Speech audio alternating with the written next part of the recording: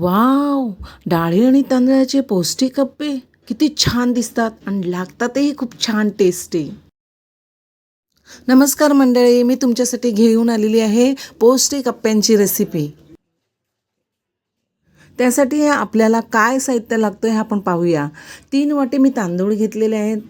त्यानंतर मी 2 वाटी उडदाची डाळ घेतलेली आहे. अर्धी वाटी मुगाची डाळ घेतलेली आहे, अर्धी वाटी चण्याची डाळ घेतलेली आहे आणि 1 चमचा मी मेथीचे दाणे घेतलेले आहेत. मी आदल्या दिवशी संध्याकाळी 6 वाजता ते सर्व धान्य भिजत ठेवलेलं होतं स्वच्छ धुवून. आणि त्यानंतर मी 10-10:30 रात्री 10-10:30च्या दरम्यान मी काय केलेलं, ते मिक्सरमध्ये ग्राइंड केलेलं आणि एकाच पातेल्यात घेऊन ते मस्तपैकी रात्रभर ठेवलेलं होतं पातेल्यामध्ये झाकण ठेवून. रात्रभर मी फुगण्यासाठी पीठ ठेवलेलं होतं आणि सकाळी उठून पाहतं तर काय छान पीठ फुललेलं होतं. आणि मग मी ते चमच्याने मस्तपैकी हलवलं आणि मी थोडेसेच करणार होते अप्पे, म्हणून मग मी दुसऱ्या पातेल्यामध्ये ते पीठ ट्रान्सफर केलं. फोडणीचे साहित्य आपण बघूया. फोडणी देण्यासाठी मी डिशमध्ये पाहता तुम्ही गाजराचं कीस घेतलेलं आहे, बारीक चिरलेली कोथिंबीर, बारीक केलेली मिरची आणि कढीपत्ता घेतलेला आहे.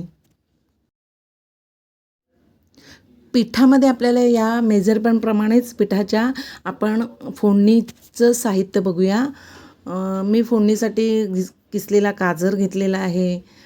त्यानंतर कढीपत्ता, मिरची, कोथिंबीर घेतलेली आहे आणि छानपैकी खमंग अशी फोडणी केलेली आहे. म्हणजे फोडणीच्या भांड्यामध्ये मी काय केलेलं आहे, तेल घेतलेलं आहे थोडं आणि त्याच्यामध्ये नेहमीसारखं आपण जिरं मोहरीची फोडणी दिलेली आहे. हिंग, कढीपत्ता, मिरच्या असं सर्व, किसलेला गाजर, कोथिंबीर असं सर्व एकत्र त्या पिठामध्ये फोडणी टाकलेली आहे आणि छानपैकी त्या पिठाला 2 मिनटं असंच झाकण ठेवून दिलेलं आहे, म्हणजे फोडणी छानपैकी त्या पिठामध्ये बसेल.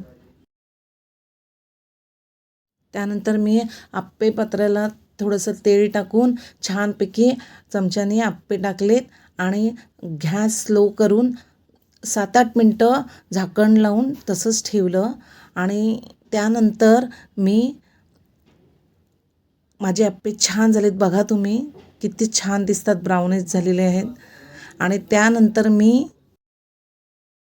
हे सर्व आप्पे परत उलटे करून 2 मिनटासाठी झाकण लावून ठेवून दिलेले होते. बारीक गॅसवरच करायचं आहे आपल्याला, या स्लो गॅसवरच करायचं आहे.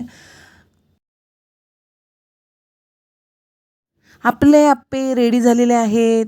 हे आप्पे आपण सांबार बरोबर, सॉस बरोबर, चटण्यांबरोबर देखील खाऊ शकतो आणि नुसते देखील छान लागतात.